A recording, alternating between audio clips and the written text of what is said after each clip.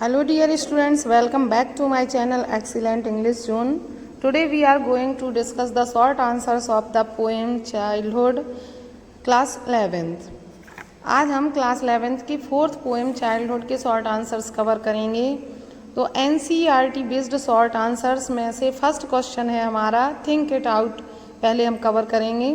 तो think it out का first question है हमारा identify the stanza that talks of each of the following.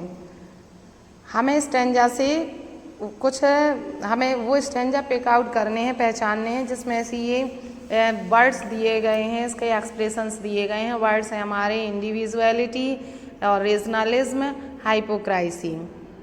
तो आंसर होगा हमारा the stanzas that talk of each of the quality in questions are given before. Individuality third stanza में है तो हम लिखेंगे इंडिविजुअलिटी में थर्ड स्टैंजा डालेंगे, और रेशनलिज्म में फर्स्ट स्टैंजा में एक्सप्रेस हो रहा है तो ये फर्स्ट स्टैंजा से है, और हाइपोक्राइसी सेकंड स्टैंजा से है। इस तरह से हमें इसमें राइट करना है। सेकंड क्वेश्चन है हमारा what according to the poem is involved in the process of growing up. Poem के अकॉर्डिंग, पोएम के अनुसार बड़े होने की प्रक्रिया में क्या क्या शामिल है। आंसर में राइट करेंगे हम according to the poem the loss of childhood is involve in the process of growing up. Poem के अकॉर्डिंग जो बचपन का जो लॉस है वह बढ़ने की प्रक्रिया में शामिल है। The loss is compensated by some gains which come with adolescence. ये जो लॉस है वो किशोरावस्था में प्राप्त की गई कुछ उपलब्धियों की आपूर्ति है। These are increased in understanding and discrimination, as well as a sense of individuality and self-confidence. ये जो लॉस है वो अंडरस्टैंडिंग के साथ, समझ के साथ, डिस्क्राइमिनेशन भेदभाव के साथ, और सेंस ऑफ इंडिविजुअलिटी और जो व्यक्तिगत भावनाएं हैं और सेल्फ कॉन्फिडेंस है इनके साथ बढ़ता है, और इनके साथ इनके बढ़ने से चाइल्डहुड का लॉस हो जाता है और एडोलसेंस की एज में हम पहुंच जाते हैं। नेक्स्ट क्वेश्चन है हमारा what is the poets feeling towards childhood. Childhood के प्रति, बचपन के प्रति पोएट की क्या फीलिंग्स हैं। आंसर है हमारा the poet regards childhood as a period of innocence. Poet बचपन को एक जो इनोसेंस है, जो निर्दोषता है, मासूमियत है, उसका पीरियड मानता है। A child sincerely feels that he is free from all evils, कि वह सभी बुराइयों से मुक्त होता है, and that there is really a hell and a heaven, और वो मानता है कि वास्तव में स्वर्ग और नरक होता है। A child knows no hypocrisy, बच्चा कोई पाखंड नहीं जानता है। There is no difference between his thoughts and action, उसकी सोच और कार्य के बीच कोई डिफरेंस नहीं होता है। इन शॉर्ट, संक्षिप्त में हम ये कह सकते हैं कि childhood is a state of innocence and purity of heart. बचपन मासूमियत और पवित्र हृदय की स्टेज होती है। तो ये पोएट की फीलिंग्स हैं बचपन के प्रति। नेक्स्ट क्वेश्चन है हमारा which do you think are the most poetic lines why. कौन सी पोएम की किस लाइन्स को आप सबसे पोएटिक लाइन्स मानते हैं और क्यों मानते हैं। तो हमारा जो आंसर है वो होगा the following lines in the poem are most poetic. ये लाइनें पोएम में सबसे अधिक पोएटिक हैं। तो हम लाइन पढ़ेंगे it went to some forgotten place that is hidden in an infant's face, that's all I know. ये जो लाइन है लास्ट की लाइन, लास्ट के स्टैंजा की लास्ट 3 लाइन्स हैं, ये सबसे अधिक पोएटिक हैं। अब क्वेश्चन में आया है व्हाई, क्यों। तो यहाँ पर पोएट कहता है these lines beautifully sum up the process of growth and the disappearance of a particular stage of life.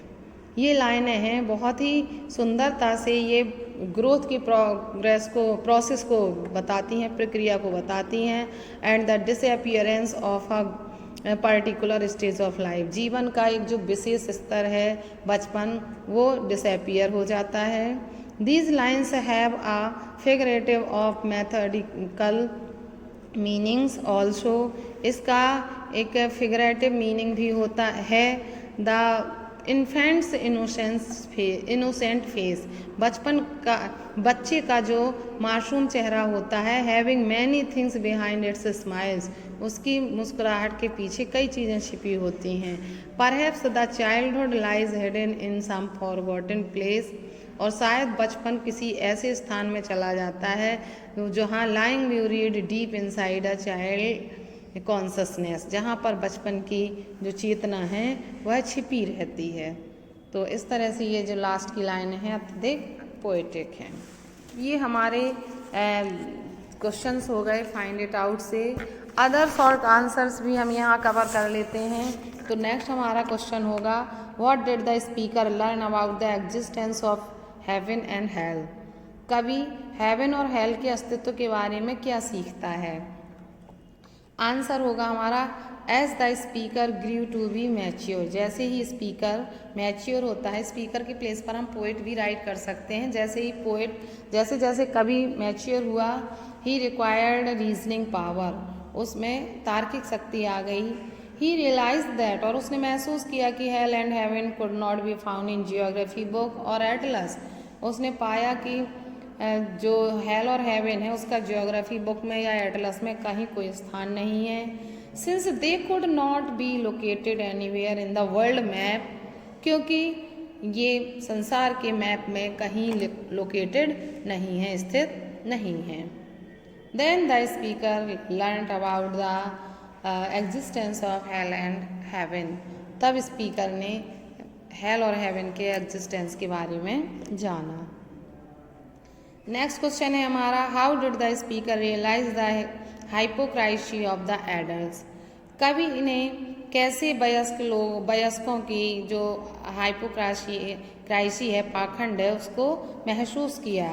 तो आंसर है हमारा, the poet noticed a wide guilt between what adults appear to be and what they actually were in real life. Speaker ने पाया कि poet ने पाया कि जो वो एडल्ट होते हैं वास्तव में जीवन में, उनका जो वास्तविक जीवन जैसा होता है और जैसे वो दिखाई देते हैं उनमें बहुत बड़ा डिफरेंस होता है।